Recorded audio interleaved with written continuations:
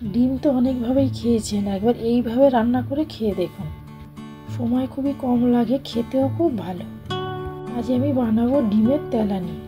এখানে কাঁচা ডিম নিয়েছি 3টে। এখানে আমি রান্নার কিছু প্রয়োজনীয় জিনিস কেটে নেব।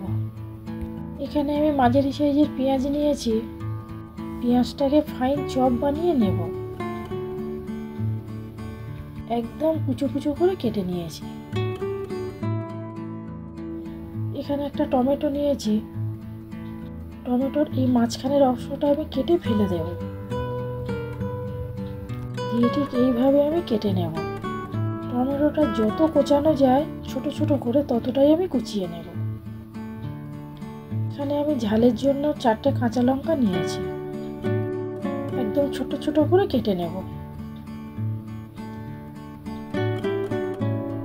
কিছুটা ধনেপাতা নিয়েছি, কুচিয়ে নিলাম। আমার সব উপকরণ কাটা হয়ে গেছে। ওভেনে কড়া বসিয়েছি। কড়াতে আমি সর্ষের তেল দিয়ে দিলাম। সর্ষের তেলটা 1/4 কাপ দিলাম। সাথে 2টো তেজপাতা আর একটা শুকনো লঙ্কা দিয়ে দিলাম। যে পেঁয়াজটা কোচানো ছিল সেটাও দিয়ে দিলাম। দিয়ে একটু ভাজা ভাজা করে নেব। এখানে আমি 1/2 টেবিল চামচের একটু কম আদা রসুনের পেস্ট দিয়ে দিলাম। দিয়ে আরও একটু নাড়াচাড়া করে নেব।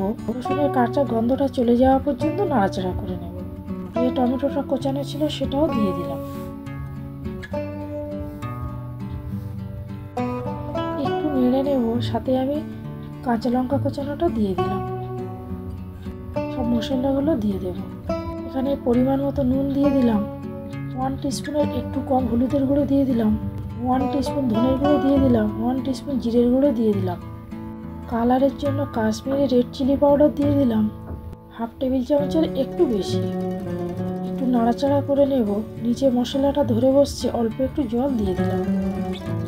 দিয়ে নাড়াচাড়া করে নিয়ে ঢাকাটা বন্ধ করে 2 থেকে 3 মিনিট মিডিয়াম আঁচে আমি রান্না করে নেব। 2 মিনিট পরে দেখুন জলটা একদম শুকিয়ে গেছে। মিডিয়াম আঁচে আমি বেশ কিছুক্ষণ কষিয়ে নেব। আমার কষানো প্রায় শেষের দিকে। দেখুন তেল ভেসে উঠেছে। আমি পরিমাণ মতো জল দিয়ে দিলাম। এখানে আমি 1 গ্লাস জল দিয়েছি। আপনারা যে যেমন গ্রেভি খাবেন সেই অনুযায়ী দেবেন। এখানে 1/2 টিস্পুন গরম মশলার গুঁড়ো দিয়ে দিলাম। সাথে কিছুটা কোচানো ধনেপাতা দিয়ে দিলাম।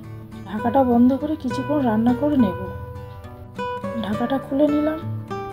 একটু নাড়াচাড়া করে নিয়ে ডিমগুলো দিয়ে দেবো। আমি ঠিক ডিমগুলো এইভাবে দিয়ে দিচ্ছি। ডিমগুলো দেওয়া হয়ে গেছে।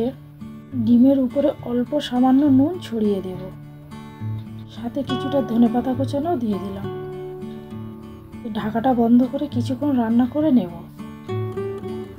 কিছুক্ষণ পরে দেখুন গ্রেভিটা কত ঘন হয়ে গেছে। আমি শুধু কড়া 2টো দিক ধরে এইভাবে একটু নাড়িয়ে দেব। রান্না কমপ্লিট হয়ে গেছে। বন্ধ করে কিছুক্ষণ স্ট্যান্ডিং টাইমে রেখে পরিবেশন করে দেব। রান্না কমপ্লিট হয়ে গেছে, পরিবেশন করে দিলাম। ভালো লাগলে কমেন্টের মাধ্যমে জানাবেন।